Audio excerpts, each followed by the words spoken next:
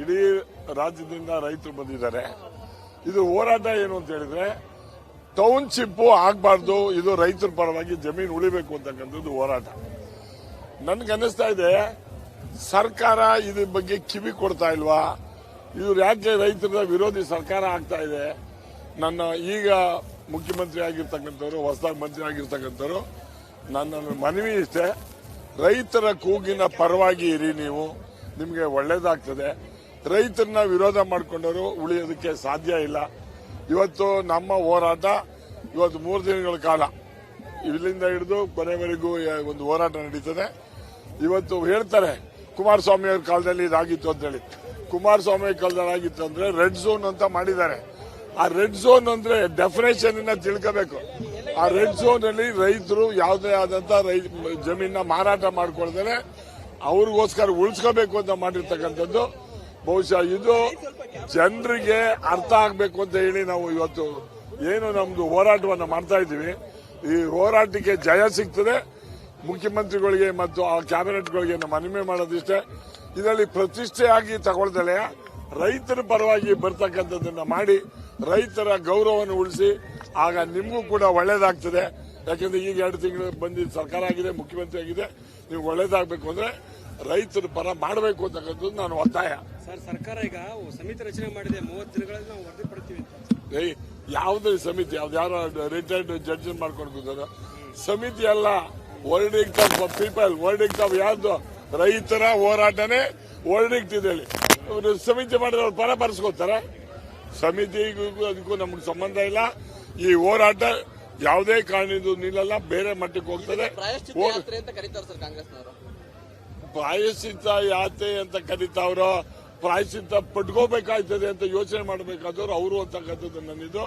ಪ್ರಾಯಶ್ಚಿತ್ತ ಯಾತ್ರೆಗಿಂತ ಪ್ರಾಯಶ್ಚಿತ್ತ ಪಡದೇ ಇದ್ದಂಗೆ ಇರಲಿ ಅಂತಕ್ಕಂಥದಕ್ಕೆ ಒಂದು ಕಿವಿ ಮಾತು ಹೇಳ್ತಿದ್ದೀನಿ.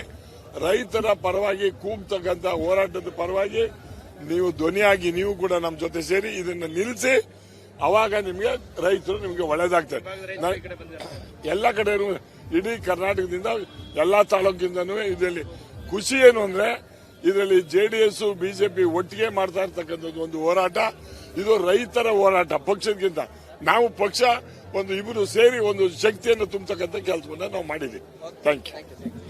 ಇಡೀ ರಾಜ್ಯದಿಂದ ರೈತರು ಬಂದಿದ್ದಾರೆ. ಇದು ಹೋರಾಟ ಏನು ಅಂತ ಹೇಳಿದ್ರೆ ಟೌನ್ಶಿಪ್ ಆಗಬಾರ್ದು, ಇದು ರೈತರ ಪರವಾಗಿ ಜಮೀನು ಉಳಿಬೇಕು ಅಂತಕ್ಕಂಥದ್ದು ಹೋರಾಟ. ನನ್ಗನ್ನಿಸ್ತಾ ಇದೆ ಸರ್ಕಾರ ಇದ್ರ ಬಗ್ಗೆ ಕಿವಿ ಕೊಡ್ತಾ ಇಲ್ವಾ, ಇವ್ರು ಯಾಕೆ ರೈತರ ವಿರೋಧಿ ಸರ್ಕಾರ ಆಗ್ತಾ ಇದೆ.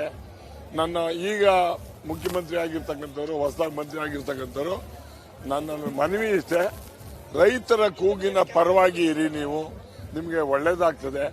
ರೈತರನ್ನ ವಿರೋಧ ಮಾಡಿಕೊಂಡವರು ಉಳಿಯೋದಕ್ಕೆ ಸಾಧ್ಯ ಇಲ್ಲ. ಇವತ್ತು ನಮ್ಮ ಹೋರಾಟ ಇವತ್ತು 3 ದಿನಗಳ ಕಾಲ ಇಲ್ಲಿಂದ ಹಿಡಿದು ಕೊನೆವರೆಗೂ ಒಂದು ಹೋರಾಟ ನಡೀತದೆ. ಇವತ್ತು ಹೇಳ್ತಾರೆ ಕುಮಾರಸ್ವಾಮಿ ಅವ್ರ ಕಾಲದಲ್ಲಿ ಇದಾಗಿತ್ತು ಅಂತ ಹೇಳಿ. ಕುಮಾರಸ್ವಾಮಿ ಕಾಲದಲ್ಲಿ ಆಗಿತ್ತು ಅಂದ್ರೆ ರೆಡ್ ಝೋನ್ ಅಂತ ಮಾಡಿದ್ದಾರೆ. ಆ ರೆಡ್ ಝೋನ್ ಅಂದ್ರೆ ಡೆಫಿನೇಷನ್ ತಿಳ್ಕೋಬೇಕು. ಆ ರೆಡ್ ಝೋನ್ ಅಲ್ಲಿ ರೈತರು ಯಾವುದೇ ಆದಂತ ಜಮೀನ ಮಾರಾಟ ಮಾಡ್ಕೊಳ್ತಾರೆ, ಅವ್ರಿಗೋಸ್ಕರ ಉಳಿಸ್ಕೋಬೇಕು ಅಂತ ಮಾಡಿರ್ತಕ್ಕಂಥದ್ದು. ಬಹುಶಃ ಇದು ಜನರಿಗೆ ಅರ್ಥ ಆಗ್ಬೇಕು ಅಂತ ಹೇಳಿ ನಾವು ಇವತ್ತು ಏನು ನಮ್ದು ಹೋರಾಟವನ್ನು ಮಾಡ್ತಾ ಇದ್ದೀವಿ. ಈ ಹೋರಾಟಕ್ಕೆ ಜಯ ಸಿಗ್ತದೆ. ಮುಖ್ಯಮಂತ್ರಿಗಳಿಗೆ ಮತ್ತು ಆ ಕ್ಯಾಬಿನೆಟ್ಗಳಿಗೆ ಮನವಿ ಮಾಡೋದಿಷ್ಟೇ, ಇದರಲ್ಲಿ ಪ್ರತಿಷ್ಠೆಯಾಗಿ ತಗೊಳ್ದಲೆ ರೈತರ ಪರವಾಗಿ ಬರ್ತಕ್ಕಂಥದ್ದನ್ನ ಮಾಡಿ ರೈತರ ಗೌರವವನ್ನು ಉಳಿಸಿ, ಆಗ ನಿಮಗೂ ಕೂಡ ಒಳ್ಳೇದಾಗ್ತದೆ. ಯಾಕಂದ್ರೆ ಈಗ 2 ತಿಂಗಳು ಬಂದಿದ್ದ ಸರ್ಕಾರ ಆಗಿದೆ, ಮುಖ್ಯಮಂತ್ರಿ ಆಗಿದೆ, ನೀವು ಒಳ್ಳೇದಾಗಬೇಕು ಅಂದ್ರೆ ರೈತರ ಪರ ಮಾಡಬೇಕು ಅಂತಕ್ಕಂಥದ್ದು ನಾನು ಒತ್ತಾಯ. ಸರ್, ಸರ್ಕಾರ ಈಗ ಸಮಿತಿ ರಚನೆ ಮಾಡಿದೆ, 30 ದಿನಗಳಲ್ಲಿ ನಾವು ವರದಿ ಪಡ್ತೀವಿ. ಯಾವುದೇ ಸಮಿತಿ, ಯಾವ್ದಾರು ರಿಟೈರ್ಡ್ ಜಡ್ಜ್ ಮಾಡ್ಕೊಂಡು ಕೂತಾರ ಸಮಿತಿ ಅಲ್ಲ.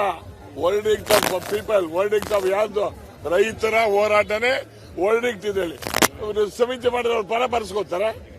ಸಮಿತಿಗೂ ಅದಕ್ಕೂ ನಮ್ಗೆ ಸಂಬಂಧ ಇಲ್ಲ. ಈ ಹೋರಾಟ ಯಾವುದೇ ಕಾರಣದಿಂದ ನಿಲ್ಲಲ್ಲ, ಬೇರೆ ಮಟ್ಟಕ್ಕೆ ಹೋಗ್ತದೆ. ಪ್ರಾಯಶ್ಚಿತ್ತ ಯಾತ್ರೆ ಅಂತ ಕರೀತಾವ್ರೋ, ಪ್ರಾಯಶ್ಚಿತ್ತ ಪಟ್ಕೋಬೇಕಾಗ್ತದೆ ಅಂತ ಯೋಚನೆ ಮಾಡಬೇಕಾದವ್ರು ಅವರು ಅಂತಕ್ಕಂಥದ್ದು ನನ್ನಿದು. ಪ್ರಾಯಶ್ಚಿತ್ತ ಯಾತ್ರೆಗಿಂತ ಪ್ರಾಯಶ್ಚಿತ್ತ ಪಡದೇ ಇದ್ದಂಗೆ ಇರಲಿ ಅಂತಕ್ಕಂಥದಕ್ಕೆ ಒಂದು ಕಿವಿ ಮಾತು ಹೇಳ್ತಿದ್ದೀನಿ. ರೈತರ ಪರವಾಗಿ ಕೂಗ್ತಕ್ಕಂಥ ಹೋರಾಟದ ಪರವಾಗಿ ನೀವು ಧ್ವನಿಯಾಗಿ ನೀವು ಕೂಡ ನಮ್ಮ ಜೊತೆ ಸೇರಿ ಇದನ್ನ ನಿಲ್ಲಿಸಿ, ಅವಾಗ ನಿಮಗೆ ರೈತರು ನಿಮಗೆ ಒಳ್ಳೇದಾಗ್ತದೆ. ಎಲ್ಲ ಕಡೆ ಇಡೀ ಕರ್ನಾಟಕದಿಂದ ಎಲ್ಲಾ ತಾಲೂಕಿಂದನೂ ಇದರಲ್ಲಿ ಖುಷಿ ಏನು ಅಂದ್ರೆ ಇದರಲ್ಲಿ ಜೆಡಿಎಸ್ ಬಿಜೆಪಿ ಒಟ್ಟಿಗೆ ಮಾಡ್ತಾ ಇರ್ತಕ್ಕಂಥದ್ದು ಒಂದು ಹೋರಾಟ. ಇದು ರೈತರ ಹೋರಾಟ ಪಕ್ಷಕ್ಕಿಂತ. ನಾವು ಪಕ್ಷ ಒಂದು ಇಬ್ಬರು ಸೇರಿ ಒಂದು ಶಕ್ತಿಯನ್ನು ತುಂಬತಕ್ಕಂಥ ಕೆಲಸವನ್ನ ನಾವು ಮಾಡಿದ್ದೀವಿ. Thank you.